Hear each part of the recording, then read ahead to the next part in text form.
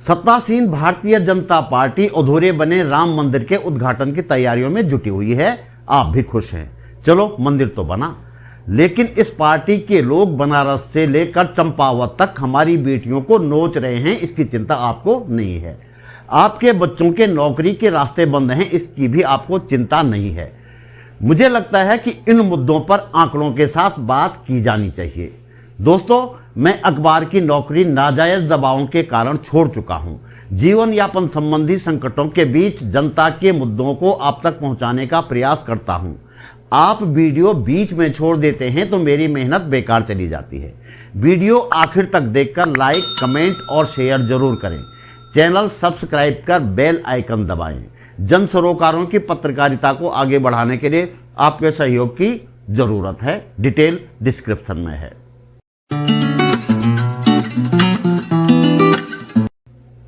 नमस्कार, आप देख रहे हैं बात बोलेगी। मेरा नाम है त्रिलोचन भट्ट और इस चैनल पर मैं करता हूं जन सरोकारों की बात।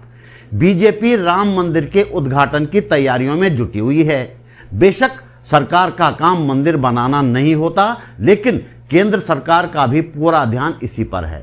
मंदिर बनाकर आपकी धार्मिक भावनाओं को भुनाया जा रहा है। उधर उनके लोग बनारस से लेकर चंपावत तक बेटियों से बदसलूकी कर रहे हैं। जरा इन तीन चेहरों को देखिए।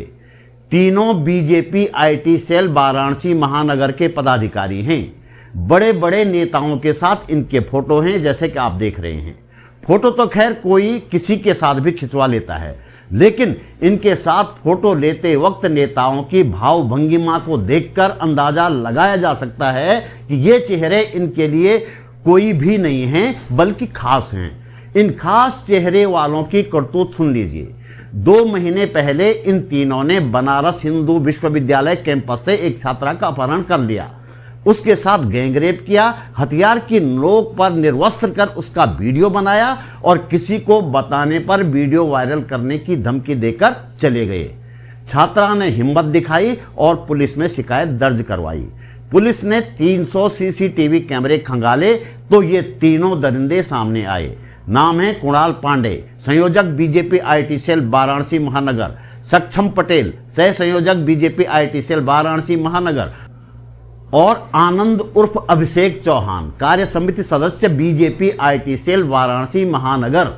छात्रा के साथ रेप करने के बाद ये तीनों बीजेपी के संस्कारी अपनी पार्टी का चुनाव प्रचार करने मध्य प्रदेश चले गए थे।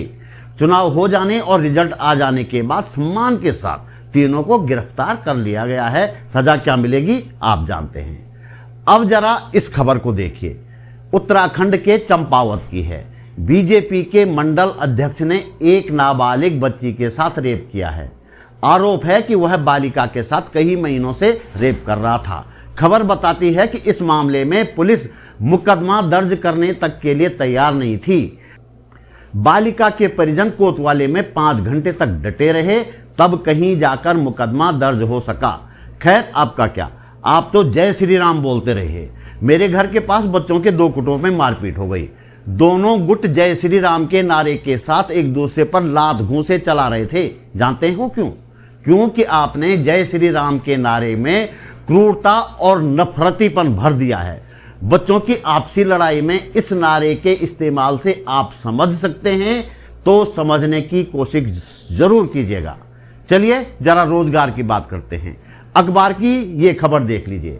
खबर बताती है कि उत्तराखंड में हर वर्ष 15,000 युवा ग्रेजुएट हो रहे हैं, यानी कि हर साल 15,000 युवा नौकरी की लाइन में लग जाते हैं। लेकिन इन युवाओं को नौकरी दिलाने वाले राज्य लोक सेवा आयोग ने पिछले 2 वर्षों में सिर्फ 3 भर्तियां निकाली हैं। जी हां, सिर्फ 3 भर्तियां। एक भर्ती निकली पटवारी लेखपाल के 563 पदों के लिए, दूसरी अधिशासी अधिकारी एवं कर व भू राजस्व निरीक्षक के 28 पदों के लिए, और तीसरी भर्ती निकली समीक्षा अधिकारी और सहायक समीक्षा अधिकारी के 137 पदों के लिए। यानी 30,000 युवाओं के लिए आपने सिर्फ 585 पदों पर भर्ती निकाली। इसी बहाने देश में बेरोजगारी की हालत पर भी एक नजर डाल देते हैं। हिंदू अखबार के एक लेख में छपा ये ग्राफ देखिए। 2011-12 में ग्रेजुएट युवकों की बेरोजगारी की दर करीब 8% थी, बीजेपी के राज में 2018-19 के दौरान यह आंकड़ा 16% से ऊपर पहुंच गया। बाद में कुछ कमी आई, लेकिन अब भी 13% पर अटका हुआ है।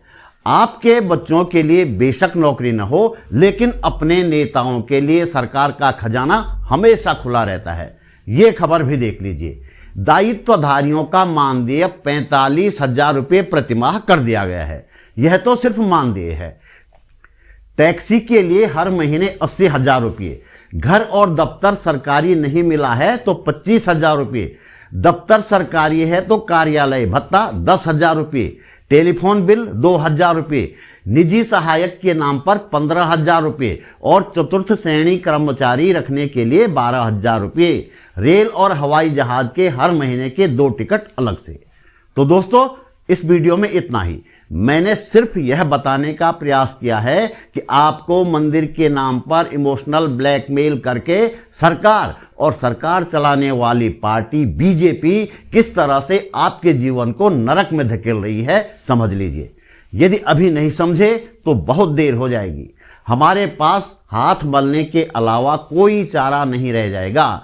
जल्दी मिलते हैं एक और वीडियो के साथ। नमस्कार।